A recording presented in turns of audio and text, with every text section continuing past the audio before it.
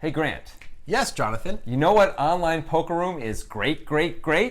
Is it 888? It sure is, Grant. Wow, you really killed it with that rhyme. Thank you. That's pretty cool. Something really important about 888 right now. It's the only place to qualify for the World Series of Poker Online. You can qualify for a $12,500 main event package for as little as 1 cent. Check it out. Here's the lobby at 888. Look at all the ways you can qualify. Look at that one. 1 cent. That's crazy. And first-time depositors can use the code POKERGUYS. You get $20 when you deposit just $10, but you got to use the code or the link in the description.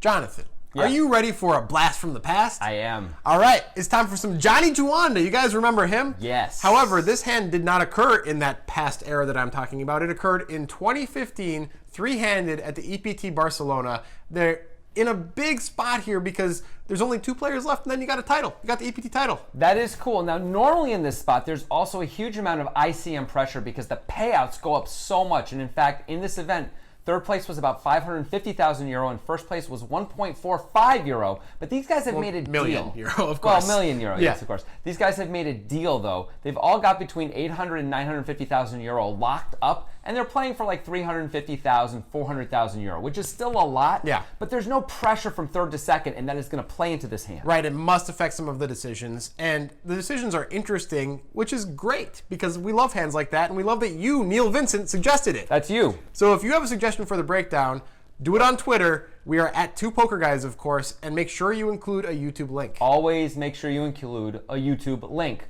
We're going to break down this hand as we go, so get ready for some analysis. Blind. Queen of Hearts, 7 of Clubs. He calls.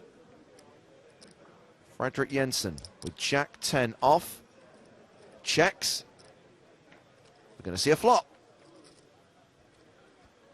And that flop is Jack 7 deuce.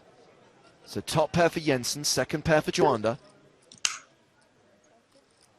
Juanda checks.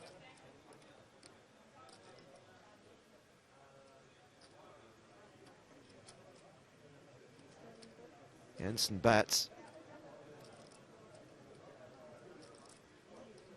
600,000. Quick call from Juanda. And Juanda hits a queen on the turn to improve to 2 pair. And for Jensen, that card's going to look like a complete blank. It's very unlikely that Juanda calls a flop with a queen in his hand. Juanda checks.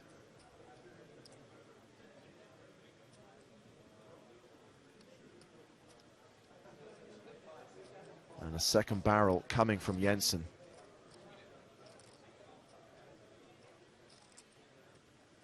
$1.6 million. Well, you can't blame him for betting here. There's flush draw possible on the flop. Maybe a gut shot. He wants Juanda to pay. And with Jack 10, he feels like he's got the best hand. There's no reason to think that the queen hit John.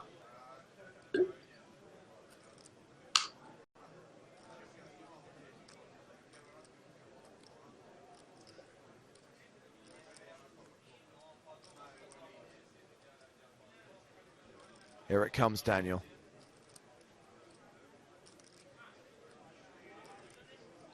There is the check raise from John Juanda. Yeah, this is definitely the right play. Because it's become somewhat of a draw-heavy board, you know, I think, you know, Jensen now has to put him on a situation where he's either completely screwed or Juanda has a big draw. So it's a tough spot for Jensen either way. You know, when I think about a situation like this, I think about, okay, so my best case scenario is he has a gazillion outs. That's my best case scenario. I don't like it very much. Well, Jensen has called, puts in 3.2 million, and we've got a 12 million chip pot, and we're heading to the river. All right, we're not going to talk too much about John Juanda's decisions so far. They just seem easy as pie, as I like to say. It's pretty simple, right? You check call with that on the flop. The turn's great. Check raising makes tons of sense. Let's do it. So let's talk about Jensen's decision, starting with his turn bet. We don't have to bet the turn. Jonathan, what are some reasons to bet the turn? Well, okay. There are a few good reasons. One is if Juanda has a draw, we can get value from the draws for sure, number one. Number two, we almost always have the best jack It'd be surprising if Juanda has a better jack. We think he'd raise pre-flop with all the better jacks. So we can get value from a jack, and we can probably get value from a 7 as well. Right, Juanda doesn't necessarily have to fold a 7 here. A con to betting the turn is that it might be hard to get value for another street after this with that type of hand. So, are we expecting Juanda to call with a 7 now and on the river? I mean, is he more likely to call on the river than on the turn if we just choose one of those? Probably. So if we're just going to go for 2 streets, the river might be a better choice. So what we think is happening is Jensen is going for 3 full streets with this hand, which is not a terrible plan considering that it's really hard to be beat at this point. It's really hard to be beat. So if you're Jensen, you think, well, I'm almost always ahead. Jensen, that's correct. And Juanda either has a draw or he's got a pair, but I'm always ahead of his value. Then I can bet, and either way, it's pretty good. I charge his draws or I charge his value. It's great. And by the way, if Juanda folds a hand like 8-9 or something, that's good too. That's fine. Right? Like knock out some of that equity. It's all good. Right. Now, here's an interesting thing about Jensen's bet. It's big. Yeah. It's 1.6 into 2.3, especially in a tournament setting on the turn. That's a massive bet. Yeah. So this means something. In Connecticut, we say that's as big as a house. Is that what you say in Connecticut? I mean, I used to say Okay, that's excellent to know. Yeah. So what that does is it puts Juanda in a weird spot if Juanda were to have a draw. Right. Which is why it gets a bit confusing after this check raise by Juanda when we're Jensen. Now we're thinking, what is Juanda's value? Right, because Juanda has very little value. You would think of maybe he can have pocket deuces? Maybe. Maybe. He can certainly have queen 7. We can see that, and that makes sense. Maybe queen deuce. Maybe queen deuce. Jack 7 seems questionable. Juanda's often going to bet that on the flop or check raise that on the flop or even bet that on the turn himself, let alone check raise when an overcard comes on the turn. By the way, Jensen can have any 2 cards because he was in the big blind and got to check, right? So he can absolutely have Juanda beat here if he has Jack 7. Right. That makes all the sense in the world. Well, thank you. Now we're Jensen and we've been check raised and we're thinking, okay, there's not that much value. We just listed all the value and it's not all there all the time, especially not the set of deuces or the Jack 7. Those are very infrequently going to play this way. Sure. So we priced it in such a way that the draws might not feel comfortable just calling because it's too big to realize the equity of a draw. You know what they have to do? What they have to do. They have to pump it or dump it. I think I can see that you're trying to make a thing out of that. We're going to pump it or we're going to dump it. Let's not make a thing out of that. We're not making so it a if Juanda thing. had something like 9-10 or spades here, he might feel obligated to raise if he's going to continue in the hand because the bet was so big from Jensen. So he needs to create fold equity right now or else it doesn't make sense to continue. And as Jensen, if we're thinking that, calling is a good play. Absolutely. So the one thing to keep in mind as Jensen, as we're trying to sort through all of this different stuff, is we don't have a lot left if we were to call this, right? We're going to have less than a pot-sized bet left. So this is the inflection point of the hand. We're going to have to call on a lot of rivers. Now, not all rivers. We can probably fold spade rivers. Usually, yeah. We can fold some other rivers too, but most of the time we're just going to have to call. Right, which is kind of crappy, but that's life. The river card is a 7. That is a full house for John Juanda. And that's a great card for John, not only because he made a full house, but for Jensen, he's never going to think that helped John, you know? So if John had something like Jacks and deuces, he's just been counterfeited. And John immediately announces all in. He shoves on Fredrik Jensen. Wow. 11 million chips, effectively. Fredrik Jensen's tournament life. If he calls here, we'll have a 40 million chip pot, which will slide towards John Juanda, and he will go heads up against Steve Warburton with a 4-1 chip lead. And Fredrik Jensen's 2-time hopes will be crushed.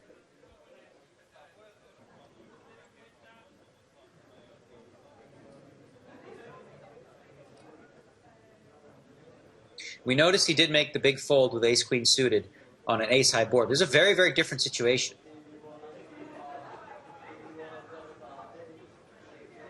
There are several specific hands John can have that Jensen beats.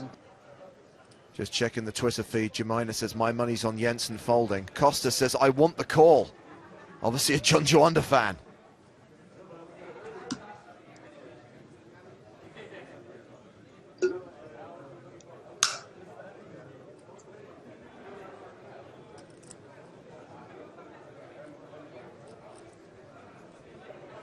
Fredrik Jensen has been in the tank now for nearly 3 minutes.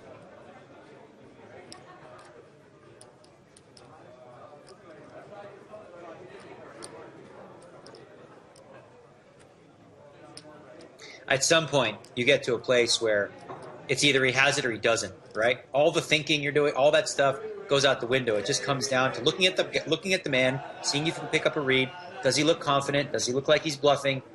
Because at this point, again, it's really just that simple. He's either bluffing or, the jack is good. He's either missed the draw or you're dead. He's called all in and he's wrong and he is out.